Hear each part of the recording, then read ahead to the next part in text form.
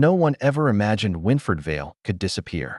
The world knew him as the genius billionaire who turned his company, Vale Dynamics, into a technological empire that shaped cities and dreams alike. Hashtag, he was the man who bought entire islands for charity events, who stood on magazine covers as a symbol of power and perfection.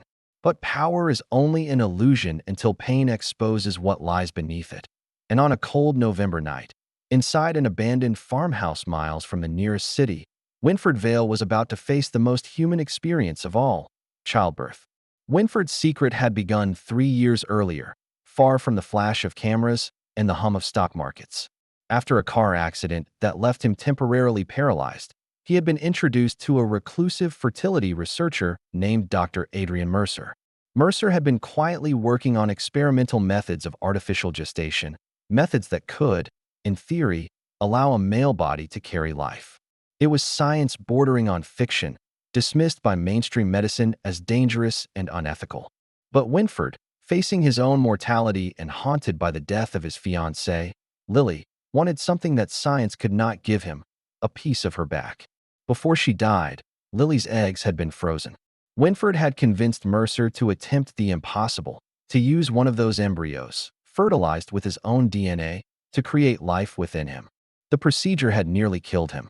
Mercer had performed it in a private clinic in Switzerland, under absolute secrecy. A synthetic uterine structure was implanted in Winfred's abdominal cavity, sustained by a complex network of artificial hormones and nanotech-assisted blood flow. For months, his body rebelled.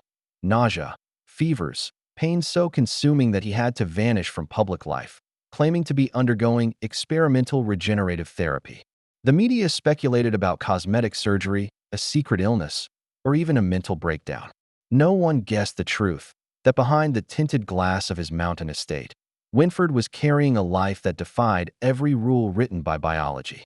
The pregnancy advanced slowly, unpredictably. Mercer monitored him through encrypted video calls and occasional in-person visits under the cover of night. The doctor's hands trembled every time he adjusted the equipment, aware that a single error could rupture Winfred's organs or end both lives instantly. Winfred endured it all in silence. He refused painkillers that clouded his mind. He walked the gardens at dawn, feeling the strange shifting within him, the impossible rhythm of another heartbeat beneath his own.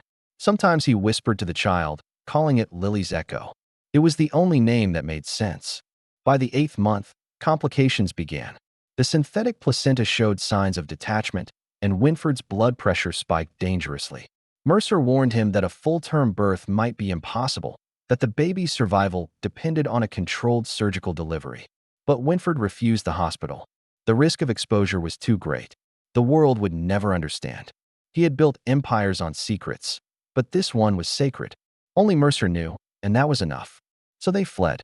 On a stormy night, under the guise of a business retreat, Winfred was driven by his private security team to a remote property he owned in northern Maine, a decaying farmhouse he'd once bought on a whim for tax purposes. He dismissed the guards, claiming he wanted solitude. Hours later, only Mercer's car pulled into the overgrown driveway. The doctor carried a medical bag, sterile instruments, and fear etched into every movement. Inside, the house smelled of damp wood and dust. Moonlight filtered through cracked windows. Winfred lay on an old iron bed, sweating, trembling, every muscle in revolt. His abdomen was distended beyond recognition, the veins beneath his skin pulsing with each contraction. He had once controlled billions with a word, but now his world had shrunk to pain, breath, and heartbeat. Mercer prepared the instruments on a rusted table, disinfecting everything with trembling precision. "It has to be now," the doctor murmured. Winfred could only nod. Words had become impossible. The operation began just after midnight. Mercer worked by the light of a battery lamp, guided by monitors wired into a portable console. The incision was deep, precise, a scar written across the billionaire's abdomen.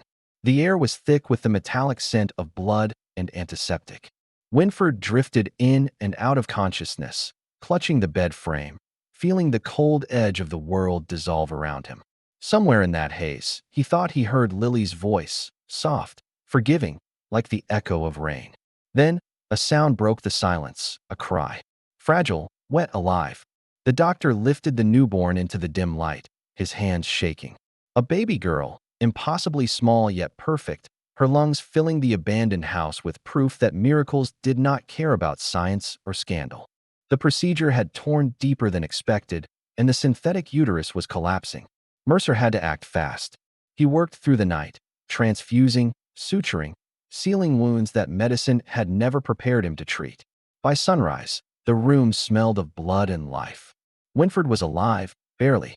Aurora slept in a blanket made from one of his old shirts, her tiny fists curled like secrets. For 2 days, they remained in the house. Mercer kept watch, recording vitals, administering medication, praying silently that infection wouldn't set in.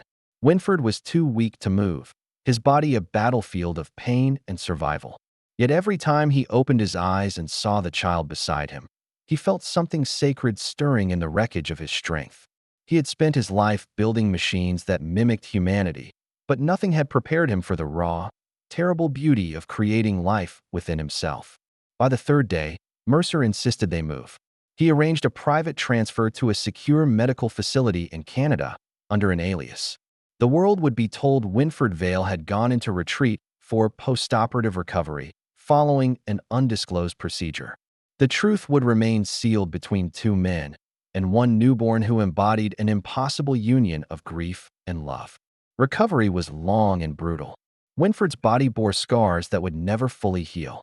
But as weeks passed, he began to walk again, holding Aurora in his arms, tracing the delicate curve of her cheek as if confirming she was real. He sold parts of his company, stepping back from public life entirely. The media speculated endlessly, inventing stories about mental collapse, betrayal, secret children from affairs. Winford never corrected them. Let them guess, he thought.